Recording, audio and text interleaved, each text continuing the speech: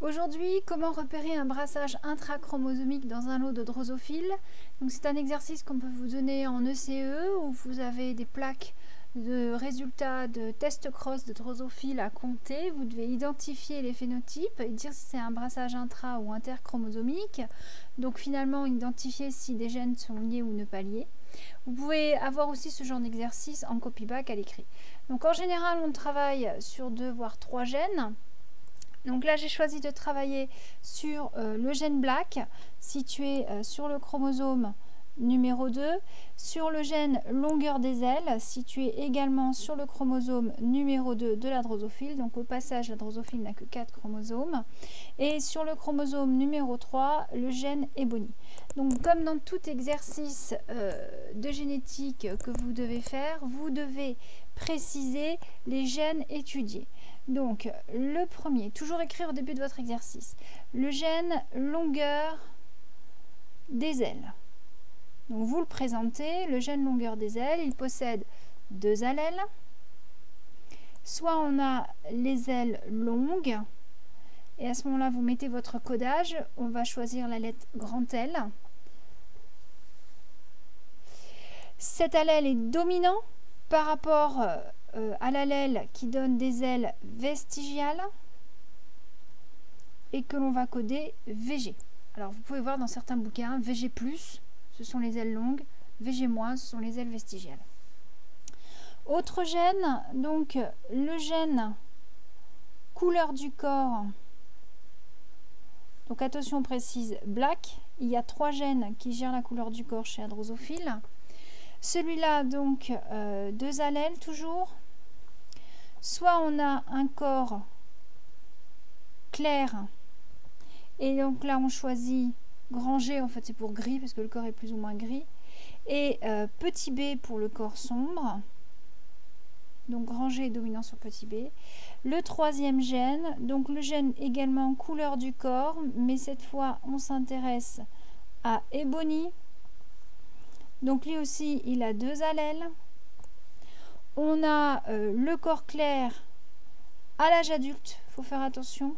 Chez Ebony, les jeunes, ils ont tous la même couleur du corps. C'est uniquement vers l'âge adulte qu'on a une différenciation d'expression du gène.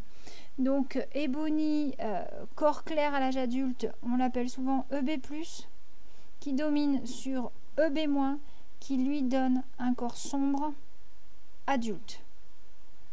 Donc c'est vrai que sur les plaques en ECE, à identifier, c'est pas évident. Mettez-vous bien en tête que BLAC, ils sont BLAC quoi. Ils sont noirs, noirs, noirs, des pieds à la tête. Tout est noir. Alors que chez Ebony, on va plus regarder le dos de l'abdomen, le dos du thorax, voir si c'est vraiment très très noir. Donc on travaille sur ces 3 gènes. On va donc travailler maintenant sur des combinaisons donc, de gènes 2 par 2. On va donc traiter 2 cas. On va travailler d'abord dans le cas où on a 2 gènes qui sont non liés. Alors qu'est-ce que ça veut dire non liés? Ça veut dire qu'ils ne sont pas sur le même chromosome. Donc ça va être le cas par exemple de longueur des ailes et Ebony. Longueur des ailes et Ebony. Alors, qu'est-ce qu'on a généralement dans ce genre d'exercice? On vous propose un croisement entre 2 parents, P1 fois P2. Alors P1 en général, c'est le parent au phénotype dominant. Donc côté longueur, on va observer chez lui grand L et EB+.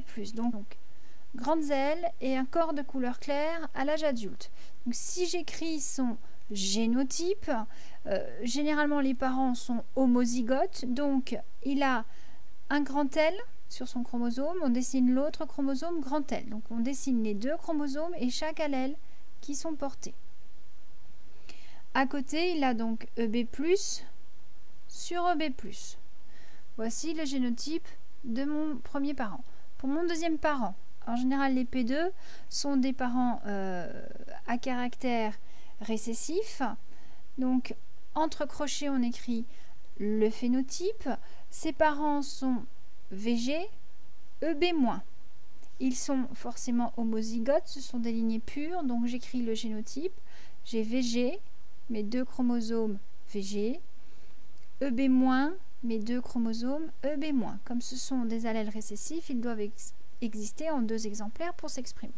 Donc là maintenant je dois faire mon croisement, ce qui signifie que je dois dessiner un tableau de croisement. Un tableau de croisement, ça se fait très vite. On met P1 dans une colonne, P2 dans l'autre colonne. Et là, si vous avez suivi mes dernières vidéos sur la méiose, vous avez compris que vous devez être capable de dessiner directement les gamètes sans avoir à dessiner tous les schémas sur votre brouillon, schéma de la méiose. Donc là, on a des gènes qui ne sont pas liés. Ils sont chacun sur une paire de chromosomes. Je vais donc devoir fabriquer des gamètes. Donc pour P1, je vais faire ma méiose. Je vais donc prendre un seul chromosome. Ici, je n'ai pas le choix, hein. J'ai soit du grand L, soit du grand L. Donc je vais prendre le grand L du haut.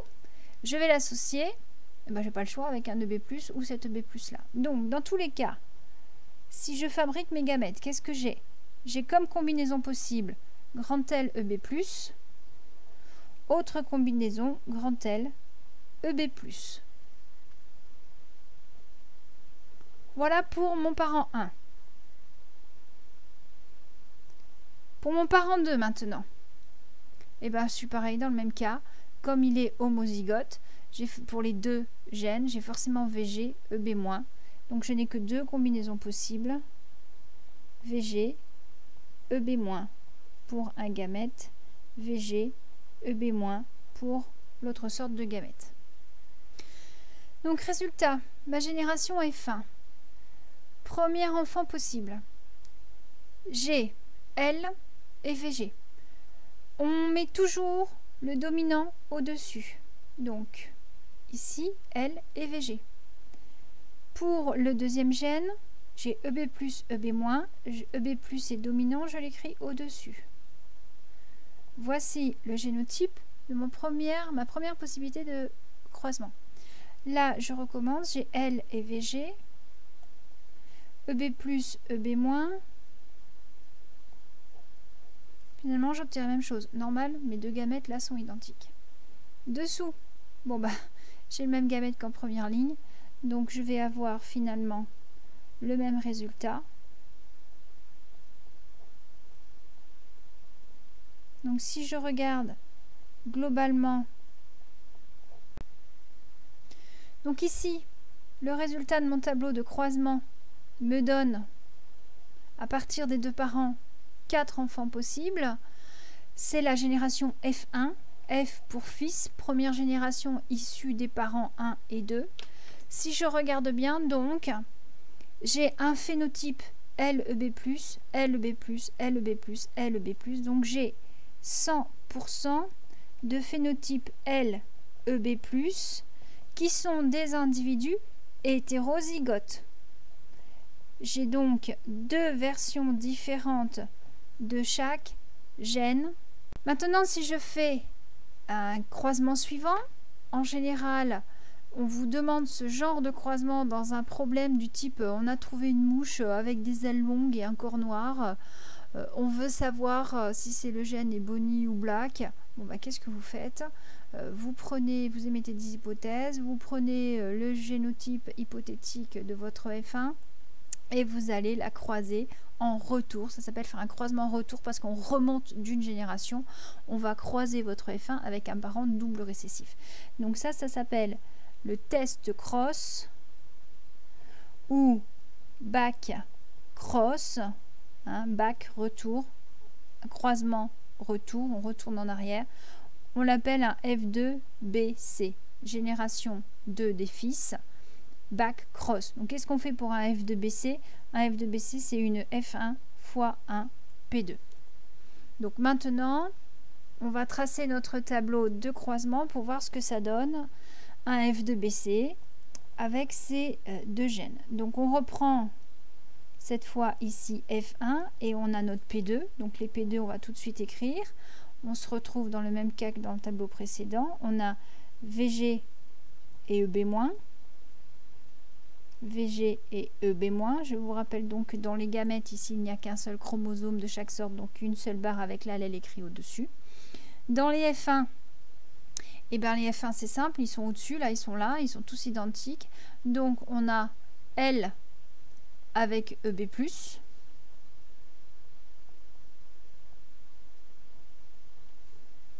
Mais attention, si on a L avec EB+, dans l'autre sorte de gamète, on a VG avec EB-.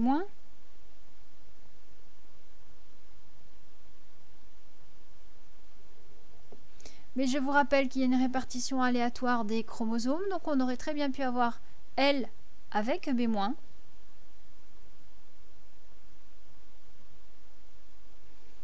et on aurait très bien pu avoir VG avec EB+.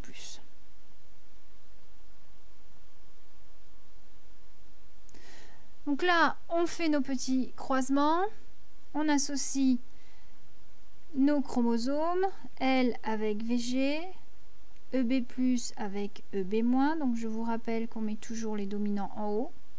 Donc là, rebelote, puisque j'ai le même gamète en deuxième colonne. Donc là, ici, je ferme mon tableau, mettre un petit peu de blanc, faire propre. Tac, voilà. Donc dans cette ligne-là, qu'est-ce que j'ai finalement? J'ai un phénotype L, EB+. Dans la deuxième ligne, j'ai VG, VG, EB-, EB-. Idem à côté. Donc là, j'ai un phénotype VG, EB-. Dans la ligne suivante, j'ai L, VG, EB- sur EB-. Même chose à côté. Donc là, par contre, j'ai un phénotype L, EB-. Dernière ligne, VG sur VG, EB+ sur EB-. Même chose à côté. EB+ sur EB-. Et là, j'ai donc un phénotype de VG, EB+. Donc ici, j'ai fait un croisement test. L'ensemble de ces enfants obtenus, c'est la génération F2BC. On est d'accord? Donc, qu'est-ce qui se passe dans cette génération? J'ai finalement 2 sortes d'individus sur 8 qui présentent ce phénotype, 2 sur 8 qui présentent ce phénotype, 2 sur 8 qui présentent ce phénotype, 2 sur 8. Globalement, je suis donc à 25% de chacun des phénotypes. Ici, j'ai des phénotypes dits parentaux qui correspondent aux parents. Hein. Ça ressemble à F1 et ça ressemble à P2. Donc, ce sont les phénotypes parentaux. Alors que là, j'ai des phénotypes qui ne ressemblent ni au F1 ni au P2. Ce sont des phénotypes dits recombinés.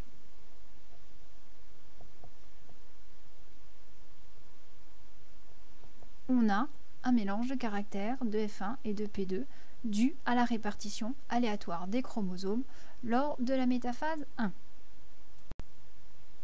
Voici donc les pourcentages à connaître par cœur des croisements F1 et F2BC dans le cadre de 2 gènes non liés. Dans le cadre de 2 gènes liés, on part toujours d'un croisement P1 fois P2. Donc P1, je vous rappelle, c'est toujours celui qui a le phénotype dominant. Donc ici, son phénotype entre crochets, il a les ailes longues et le corps gris. Mais attention, ce sont 2 gènes qui sont liés. Donc quand on écrit le génotype, on représente ici donc finalement un seul chromosome sur lequel on va avoir L et G. Donc ça, c'est un chromosome. L'autre chromosome, L et G. Donc voici notre génotype. On fait un croisement avec un parent 2 qui lui est double récessif, c'est-à-dire il a des caractères récessifs, VG et B pour Black. Donc on écrit son génotype sur un seul chromosome. Il a l'allèle VG pour le récessif L vestigial et l'allèle B pour le récessif corps sombre. Son deuxième chromosome présente les mêmes allèles puisque les parents sont toujours homozygotes, c'est-à-dire qu'ils possèdent les deux mêmes exemplaires d'un gène. Donc voici notre P1 fois P2 qui va donc nous donner notre F1. Donc nous allons devoir, comme tout à l'heure, dessiner notre tableau de croisement. Je le prépare. Donc ici, pour les gamètes fabriqués par P1, on n'a pas le choix, c'est LG et LG. Donc LG sur le même chromosome, LG sur le même chromosome. Pour P2, VGB sur le même chromosome et VGB sur le même chromosome. Donc quand on réunit les deux sortes de gamètes, je vous rappelle qu'on met toujours les dominants en haut, donc LG sur VGB. Ici, pareil, LG sur VGB, dessous LG sur VGB, LG sur VGB. Donc vous voyez que le jour du bac, en allant trop vite, vous pouvez vous planter. Donc faites attention. Donc ici, notre génération F1 qui est là. Finalement, sur les 4 individus possibles, qu'est-ce qu'on s'aperçoit? Qu'on a 100% de phénotype LG. Mais attention, ce sont des gènes liés. Donc si j'écris le génotype, j'ai ça. Donc on a des individus qui sont hétérozygotes, qui possèdent deux allèles différents du même gène, alors que P1 et P2 sont toujours homozygotes. Je vais donc faire mon F2BC, c'est-à-dire une F1 fois un P2. Je prépare mon tableau de croisement. Donc dans mon tableau de croisement, je vais mettre les gamètes de P2. Donc P2, je vous rappelle, il est VGB sur VGB, donc VGB, VGB. Pour F1, F1, il est hétérozygote. Donc je vais avoir un gamète LG et un gamète VGB.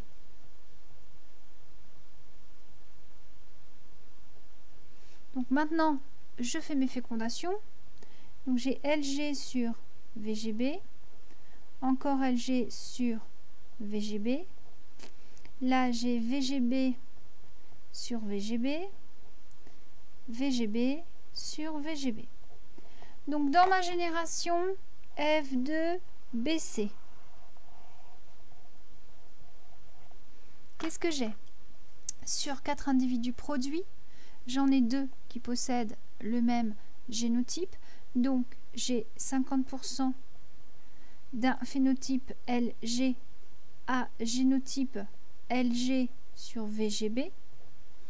Et j'ai 50% d'un phénotype VGB à génotype VGB sur VGB. Donc là, vous avez les pourcentages à retenir pour deux gènes liés, c'est-à-dire situés sur le même chromosome.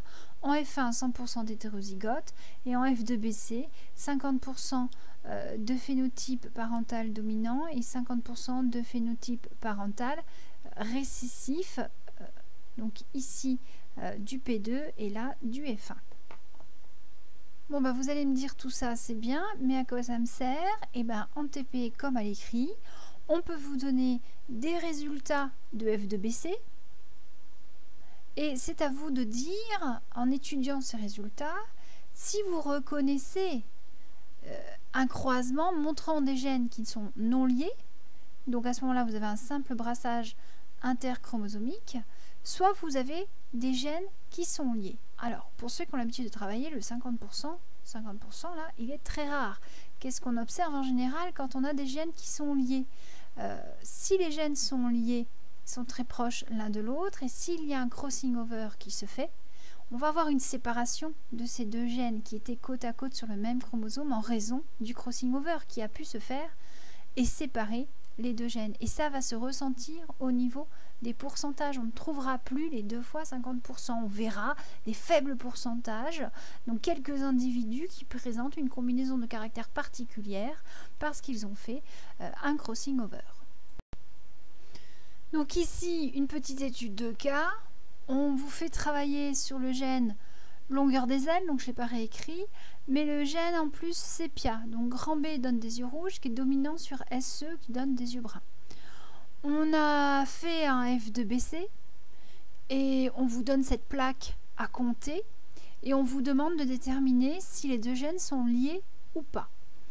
Donc vous avez des individus mâles ou femelles qui sont LB, c'est-à-dire les ailes longues et puis des yeux rouges. Vous avez donc phénotypes parentaux, vous avez un autre lot d'individus avec des phénotypes parentaux récessifs, VG et SE. Vous avez un lot d'individus recombinés, VGB et LSE. Vous regardez donc les quantités, 261, 258, 256, 251. Bon, grosso modo, on est kiff-kiff, d'accord? On est dans un croisement de mouches. C'est pas tous les œufs qui arrivent à maturité. Il y a toujours une ou deux mouches qui meurent. Donc, vous n'obtiendrez jamais les 4 fois 25%. Mais globalement, on est à 4 fois 25%. Donc, ici, il y a autant de phénotypes parentaux que de phénotypes recombinés. On est à 4 fois 25%. Ça veut dire quoi? Qu'on a ici un simple brassage inter et donc les gènes ne sont pas liés, on a des gènes indépendants.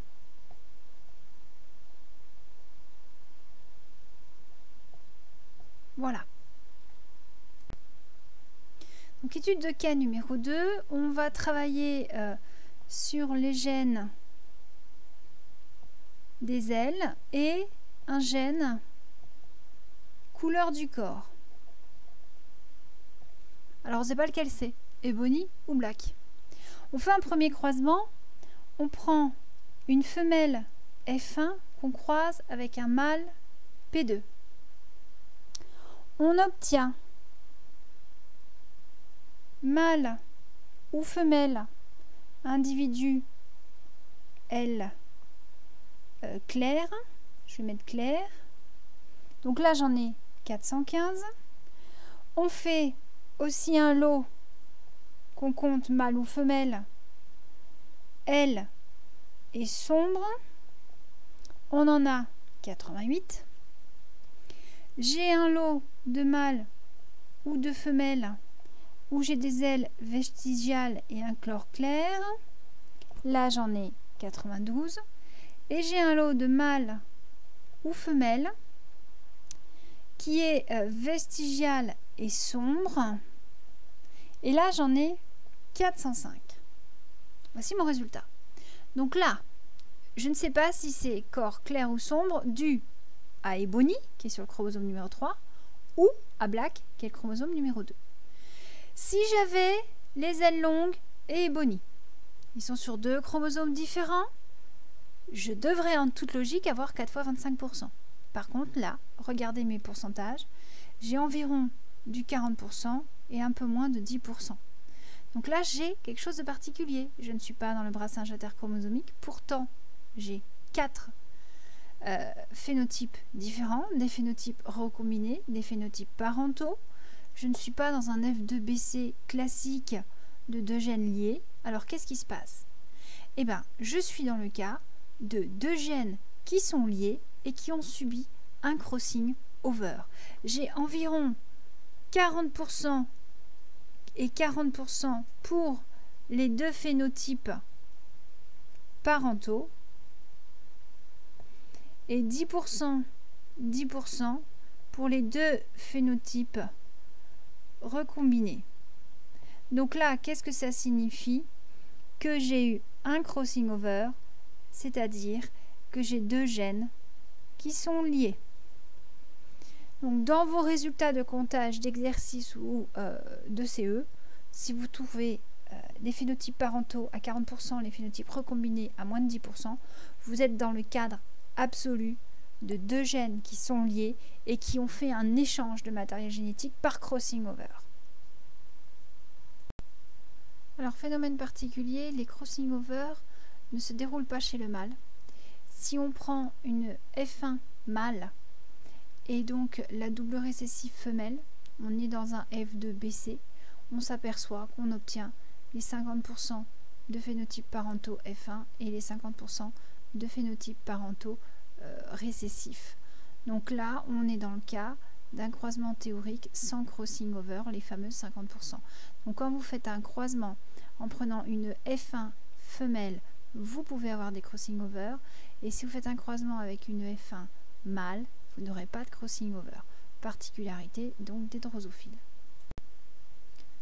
Donc dans les F2BC, si vous prenez un mâle F1 que vous croisez avec une P2 double récessive femelle, vous obtiendrez 50% de phénotypes parentaux type F1 et de 50% de phénotypes parentaux type P2.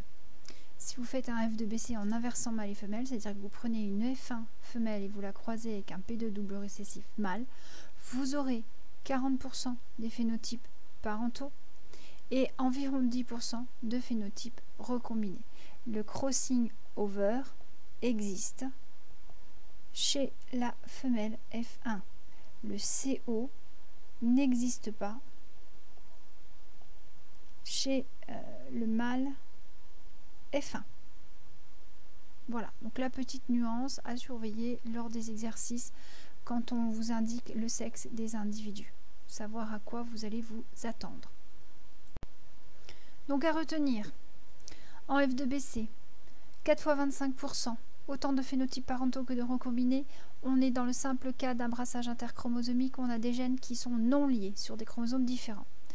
Vous trouvez 50% de phénotypes parentaux, vous êtes dans le cadre d'un F2BC où F1 est un mâle et vous avez 40% de phénotypes parentaux et 10% de phénotypes recombinés, vous êtes dans le cas d'un F2BC où F1 est une femelle et vous avez mis en évidence ici la présence d'un crossing over, ce qui par extension signifie qu'il y a deux gènes qui sont liés, donc sur le même chromosome côte à côte et qui ont été séparés par le crossing over.